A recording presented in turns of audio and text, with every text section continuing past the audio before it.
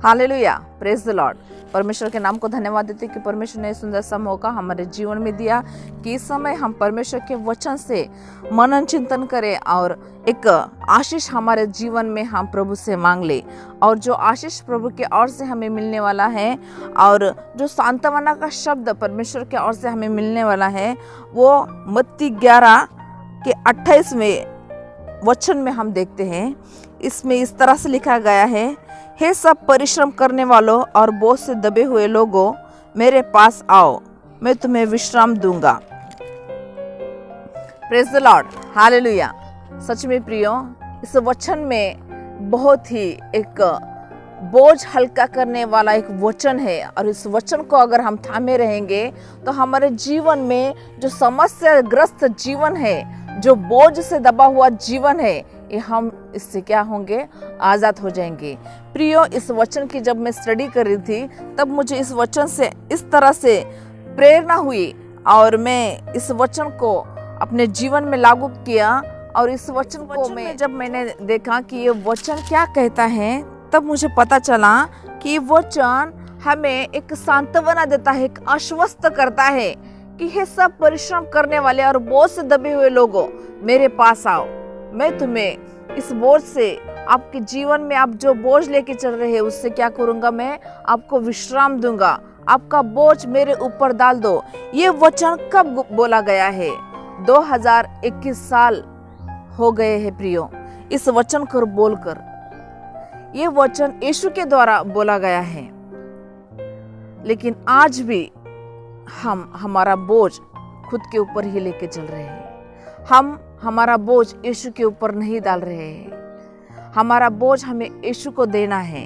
यीशु ने ऑलरेडी यहाँ पर कह के रखा है कि अपना बोझ मुझ पे दे दो, लेकिन हम हमारा बोझ खुद उठाकर लेके चल रहे हैं। इस वचन को लागू करने के लिए हमें इतना टाइम लग रहा है। ये वचन को हमको रिसीव करना है।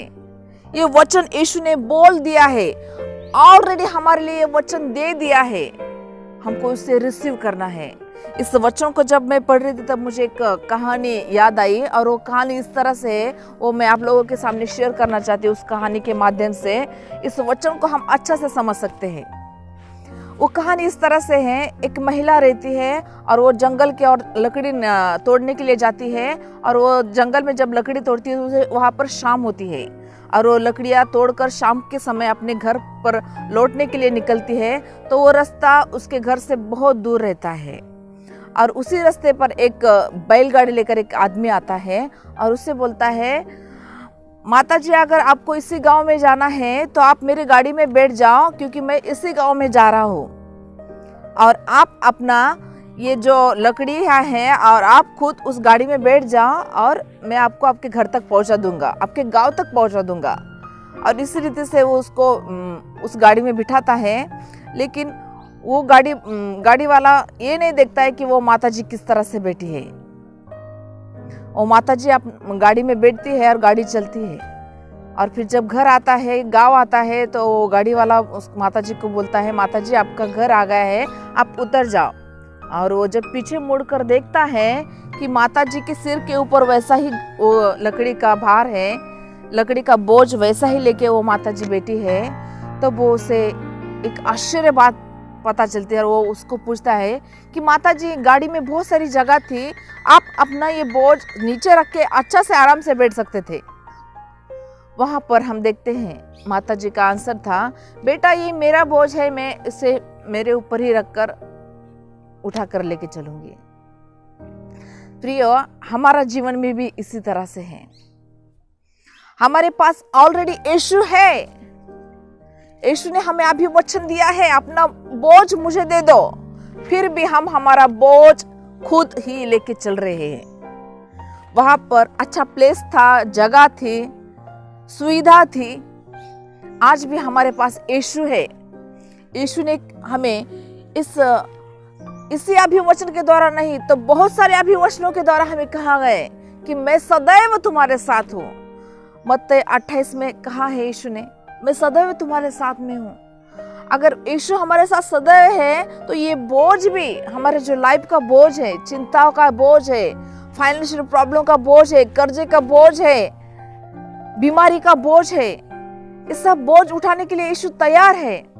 उसके पास चंगाई है, उसके पास शांति है, अनंत काल का जीवन है। लेकिन हम हमारा बोझ खुद उठाना चाहते हैं। हमारे माइंड से, हमारे बुद्धि से, हमारे ताकत से काम करके, माइंड लड़ा के हम हमारा बोझ उठाते हैं। लेकिन प्रियो, मैं आज आपको कहना चाहती हूँ, इसी वचन को हमको लागू करना है कि अपना बोझ हमें यीशु पे देना है।